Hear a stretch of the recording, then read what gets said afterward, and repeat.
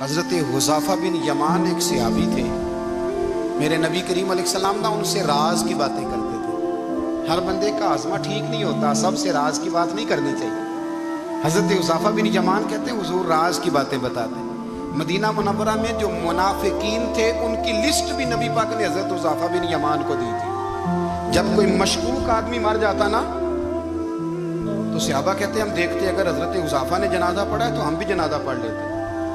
نبی پاک نے بھی کچھ جنازے نہیں پڑھے، ترمذی میں ہے، فرمایا عثمان سے جو بغض رکھے اس کا جنازہ نہیں پڑھیں گے۔ حضرت حذیفہ بن یمان اگر جنازہ پڑھتے تو لوگ پڑھتے، وہ نہ پڑھتے تو لوگ جنازہ نہ پڑھتے۔ حضرت حذیفہ بن یمان کہتے ہیں جناب عمر فاروق کی خلافت کے آخری ایام تھے، کچھ دنوں کے بعد وہ شہید ہو گئے۔ فرماتے آدھی رات کا وقت تھا، میں گھر میں سویا تھا بڑا بے فکر، اچانک میرے دروازے پہ دستک ہوئی، میں گھبرا کے اٹھا، اتنی رات کو کون آیا؟ کہتے ہیں قربان جاؤں، دروازے پہ گیا تو امیر المومنین فاروق اعظم دروازے پہ۔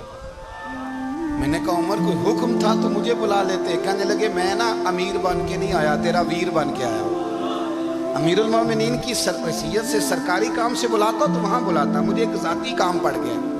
کہتے ہیں میں نے عمر کو گھر کی اندر بلا کے چارپائی پہ بٹھایا، میں نے کہا حضور میں غریب آدمی ہوں، میں کیا آپ کے کام آ سکتا ہوں؟ تو کہتے ہیں انہوں نے نا مجھے ساتھ بٹھا لیا، پھر میرا ہاتھ پکڑ لیا، کہنے لگے تو عمر کو جانتا ہے؟ عمر جھوٹ نہیں بولتا، تو جانتا ہے عمر وعدوں کا پکا ہے؟ کہا حضور جانتا ہوں۔ کہا میں اس وقت آیا ہوں جب دیکھ بھی کوئی نہیں رہا۔ حضرت حذیفہ بن یمان کہتے ہیں پریشان ہو گیا، حضور پہلیاں نہ بجھوائیں، مہربانی کر بتائیں کدھر آئے ہیں؟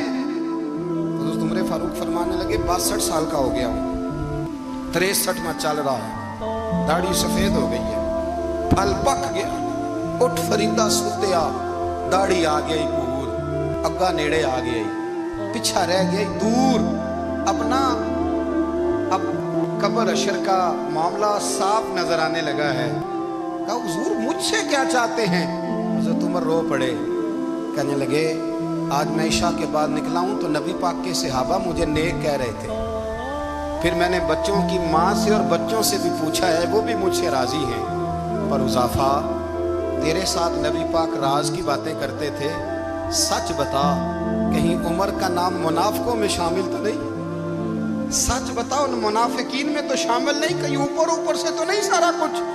حضرت حذیفہ بن یمان کہتے ہیں میں باپ کے مرنے پہ اتنا نہیں رویا جتنا عمر کے سوال پہ رویا۔ میں قدموں میں بیٹھ گیا، میں نے کہا نہیں عمر یہ تو میں نے نہیں سنا، لیکن یہ میں نے نبی پاک سے ضرور سنا ہے کہ میرے بعد اگر کوئی نبی ہوتا تو عمر ابن خطاب ہوتا۔ یہ میں نے اپنے کانوں سے سنا ہے کہ عمر جس گلی سے گزرے شیطان رستہ بدل جاتا ہے۔ یہ میں نے اپنے کانوں سے سنا ہے کہ 950 سال حضرت جبریل جناب عمر کی شان بیان کریں تو پھر بھی بیان نہیں ہو سکتا۔ یہ میں نے ضرور سنا۔